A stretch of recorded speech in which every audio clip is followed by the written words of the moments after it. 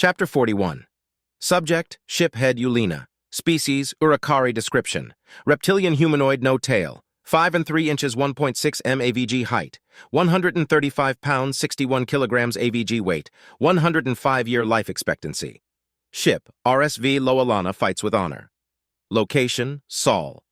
It's been more than 3 hours, Shiphead. When can we stand down? Asked Kreen. We'll be able to stand down when they tell us to stand down, sister, replied Kron in my stead. Kreen made a face and hissed softly at him. This playful exchange did a lot to ease the tension that had settled over the bridge as time had dragged on. It even got a smile out of Luna. It was still unnerving to be on standby so long after the battle had ended, though. I'd asked for an explanation but received no response, which indicated something was happening or had happened. The OU had consistently increased their numbers with each wave, so I desperately hoped it wasn't going to be another attack. Maybe we'd received orders from the Republic to go home. One could dream. A soft bing from my terminal nearly made me jump. All heads turned to me as I opened the message, desperate to know if we were in the clear. I nibbled my tongue as I softly pressed the notification to open the message. Shiphead, Eulina RSV. Loalana and her crew are to stand down but remain in a state of readiness. You are summoned to meet with Admiral Hecat and myself. A guide will meet you in the bay. Fleet Leader Onaya. I looked around at the faces of my bridge crew. They were all hoping I would be giving the order to stand down, to tell them we were in the clear. The anticipation was brutal, and I found myself considering a little prank. If I were to simply say that the message was nothing, the looks of disappointment would be pretty great, although the fleet leader wouldn't appreciate waiting. "Stand down, but stay ready," I said, and then sighed audibly. "I'm off to meet with command." "You have my sympathies, sir," Luna said. "I'm sure it won't be that bad, Shiphead." "Maybe they want to give you a medal," Kron said cheerily. "Don't get your hopes up, sir. We didn't really do anything medal-worthy. But maybe we'll get to see one of the planets we've been protecting," Kreen said excitedly. "That's one way to look at it. Another way to look at it is, one of the planets we put at risk," Kron replied with air quotes. "That's rich coming from the cloaca that put the planets at risk in the first place." "Hey! I was following procedure! Why don't you—" "That's enough," I interrupted, trying to keep a straight face. "I'll go find out what they want. You just stay ready for our next move." I stood and left as the two siblings began whispering insults at each other. As I exited the ship, I wondered how long I'd have to wait for the guide. To my surprise, the guide was actually waiting for me. A 7-foot-tall human wearing olive-drab armor and carrying a rifle that was the size of my leg. That's a bad sign. "Shiphead Eulina, this way, please," the Marine gestured. "Of course," I said as I began to follow. We walked past a crew of gaunt engineers, and one of them waved at me. I waved back. Must be Plenus, but it's hard to tell them apart at a distance. We continued into a corridor, and I began to have questions. I worked up my nerve to ask the giant death machine that was guiding me to my destination. "So why isn't Tim guiding me this time?" I finally asked. "I don't know, sir," he replied. "Do you know Corporal Simmons and Lance Corporal Johnson?" "I know a few corporals named Simmons and a few lances named Johnson, sir. They're the ones who were assigned to our rescue detail." "Oh, then they're probably part of a ship crew, or maybe MARSOC," he said. "So I probably don't know them." "What's MARSOC?" "Marine Special Operations Command. It's special forces. They get assigned to whatever needs a specially trained Marine, and usually whatever's closest to wherever they happen to be." "So they probably wouldn't still be on the Thanatos, then?" "Sir, I'm not qualified to even begin to wager a guess," the Marine said with a chuckle. "There's plenty of MARSOC Marines aboard, but I'm not one of them, just a homegrown, corn-fed grunt at your service." "Corn?" I asked. "What's corn?" "Huh?" He stopped to look at me. "Oh, right. It's a type of vegetable that's kind of sweet. Small yellow kernels that grow on a cob are the edible part, but some people use the leaves to store their food for some added flavor." "I see. So you eat a lot of corn?" "Yes, sir. It's good for muscles if you have it with meat," he said as he began to guide me again. "The phrase corn-fed refers to someone who's normal, though, like there's nothing special about them." "But aren't you one of those, I said as I struggled to remember the term. "A gen-alt? Nope," the Marine replied with a laugh. "Believe it or not, some of us humans naturally get this big." Really? I asked, my eyes widening in shock. Oh yeah, the genetic augmentation just swaps around certain genomes that we all already have, or something like that, the Marine said. Technically, every human has a chance to be born with all the benefits of being a Gen Alt. It's a pretty low chance, though. It was with this shocking information that we boarded a bus. The ride was spent in silence as I digested what I had just learned. Humans were odd, to be sure, despite their soft skin and disarming features, which I'm pretty sure has a lot to do with how much of their face actually moves. They were a warrior race. I remembered how nervous I had been to meet my first Isolon. Now they look the part of a warrior race. Muscles that ripple and bulge with every movement. A natural scowl, and elongated canines that can definitely tear into most throats with little to no effort. Their military was very disciplined as well, to the point that horror stories about disciplinary action have spread throughout the fleet. Still, the Republic would have been able to handle the Isolon without much problem if they went rogue. I can't say the same about humanity, though. Maybe if the Republic had found them early on in their development, we could have taken them. On the other hand, I get the dreadful feeling that we would have lost a lot of people in the attempt.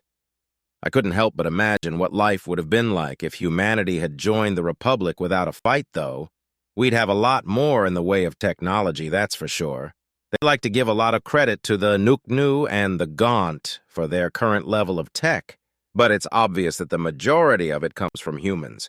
The other species likely sped things along, but humanity would have gotten to the point they are now on their own eventually, and still much faster than us. Although I wonder how much of that is due to their bloody history and how that history would have changed as part of the Republic. "We've arrived, sir. Just inside those doors is where the debrief is," the Marine gestured. "Understood, thanks," I replied. I stepped towards the doors and they opened with a slight hiss. Inside the room was a table with plenty of chairs and several U.S. and Republic officers. I immediately recognized Reynolds and Wong, as well as Fleet Leader Onaya. I snapped to attention. "Shiphead Yulina reporting as ordered, sirs."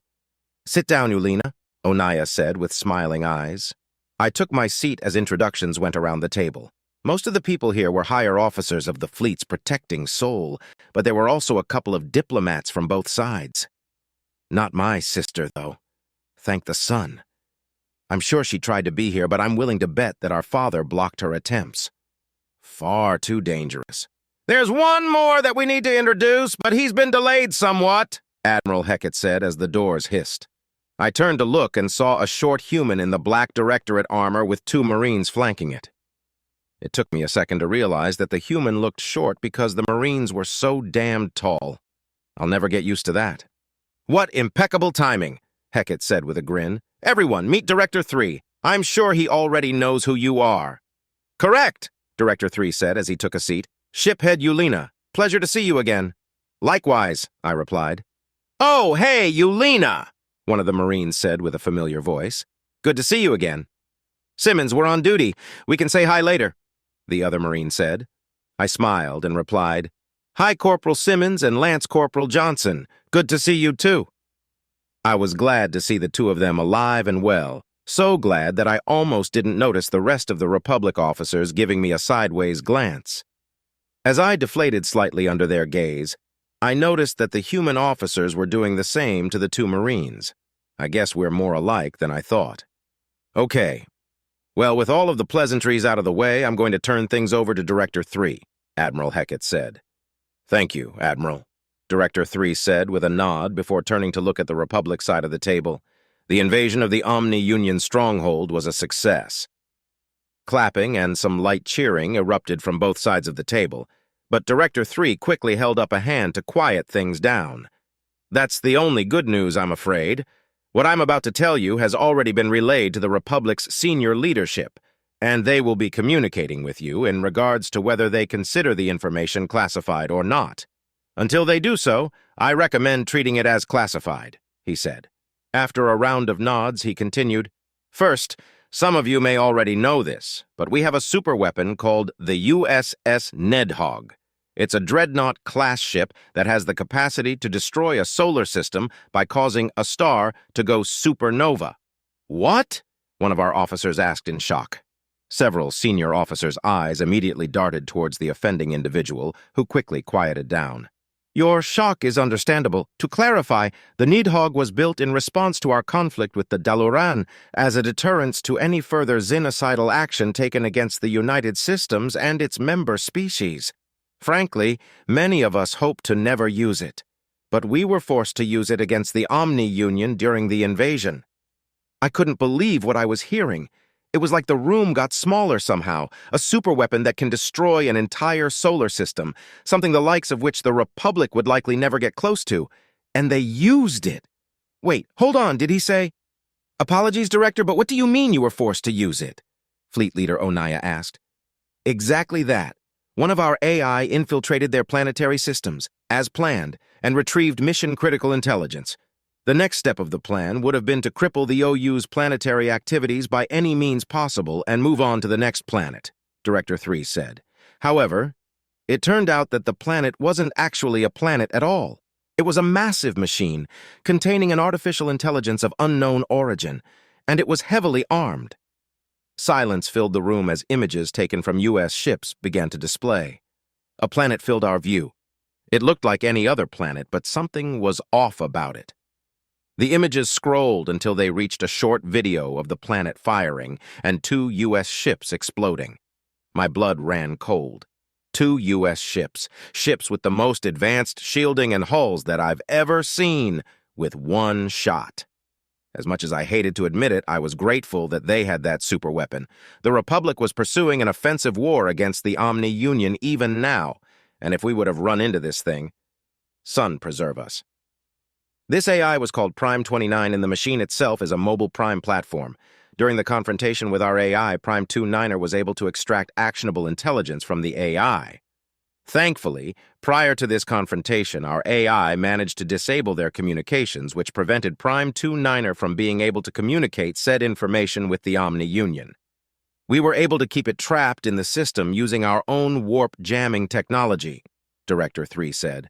The reason that we used the Nidhogg was to make certain that it didn't have enough time to eliminate the warp jammers or escape their range. If we had tried to eliminate that thing with standard tactics, our casualties would have been in the tens of thousands, Admiral Heckett said. As it stands, we lost 2,316 ships and more than 1 million Marines. The Republic's casualties would have easily exceeded 100,000 ships, if we were even able to take it out at all, Fleet Leader Onaya said, looking somewhat deflated. Was this the only mobile Prime platform, sir? I asked, knowing damn well what the answer would be. No, Omega said, his avatar appearing where the images were previously. We found intelligence in the form of a list that shows a total of 114 mobile Prime platforms. The intel indicated that at least one was damaged beyond repair prior to Prime 29's destruction, and that one is currently being built. Since we couldn't confirm if the other 4 planets in the Stronghold system were MPPs or not, we will go on the assumption that there are now 111. Why don't we know if the other 4 planets are MPPs? Onaya asked. They didn't attack, so isn't it likely that they weren't? I suspect that the platforms require immense amounts of power, and so they stay in a sort of hibernation until something forces them out of it. Since the OU didn't awaken the MPP, it's reasonable to assume that they might not be able to. Prime 29 also had its communications cut, so it wouldn't have been able to wake them up either, Omega said. We had to go on the assumption that the other 4 planets were also MPPs, which is why we utilized the Nidhogg. So what's the plan to deal with them? I asked. We're working on that, Director 3 interjected. Obviously, we don't want to be running around causing supernovas everywhere. I guess it's time to come up with another bigger gun, eh? Tim asked. Or a lot of little ones, John replied, appearing next to Omega. A lot of our officers began to look nervous. Until very recently, AI was seen as the enemy, and it's hard to kill old habits. They all looked to Fleet Leader Onaya to judge what their reactions should be. He didn't react, so they didn't either. A bigger gun, or even a lot of little ones, would probably take quite a while to come up with. The U.S. has amazing manufacturing procedures, but not nearly as many shipyards as the Republic. It was arguable whose engineers were better. The U.S. had come up with some amazing things, but they had the benefit of necessity driving their creativity. Our engineers came up with what they created out of pure speculation. If the two worked together, Omega, If I may ask, how long would it take the U.S. to create a new fleet? One of ours or one of yours? The AI asked, with a hint of smugness. One of yours, I replied. Factoring in material procurement, at least a year and a half, assuming everyone working at capacity and nothing went wrong, which isn't a very realistic assumption, Omega said. What about us, fleet leader? How long to manufacture 5 million ships? I asked.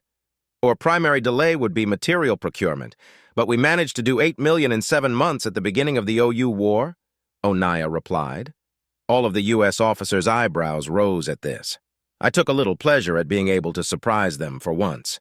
Our manufacturing capability was born from nearly every species already having at least one shipyard prior to joining the Republic and maintaining those shipyards even now. If we were able to apply U.S. manufacturing standards to those shipyards, the OU wouldn't stand a chance. We have a lot more shipyards than the U.S. does, I began. If the U.S. were to make use of those shipyards, both sides would benefit massively. While that may be true, there's always the risk of us turning on each other after the OU is dealt with, Omega said. That's a bit pessimistic, John said. But historically accurate, Tim cheerily exclaimed. That may be the case, but there are ways to prevent that. Bolstering the U.S. fleet and shipyards to meet the same size as the Republic's, for instance. It would take quite a while for the U.S. to catch up to the Republic's ship count on its own, and we've got barely any chance of catching up to your tech on our own, I said, holding my hands up to quiet the AI. This is true, Onaya began, and your corporations would even fall in line. Greed is their primary motivator, and this deal would require a lot of trade and chance for profits. Director 3 looked deep in thought before he finally spoke up. Is this something that the Republic would agree to? Probably, I said. I'm not an official diplomat, so I can't say with 100% certainty, but the U.S. is more likely to say no than we are. I'll bring it to the Directorate, and we'll convince the Senate of the necessity, Director 3 said with a nod. And I'll have the diplomatic corps draw up an official agreement, and I'll push the proper buttons to get the votes on our end, Onaya said with smiling eyes. Also, Yulina, you actually are an official diplomat now. The RSV Loalana is our first armed diplomatic vessel. The decision came down yesterday. What? I asked in shock. Your temporary post as liaison has become a permanent one. You'll be starting your training as soon as we can spare you. Same with your crew, Onaya said, the smiling eyes turning ever so slightly malicious. Ah, I see. The sun has forsaken me for some grave, unknown sin. Woe be unto me,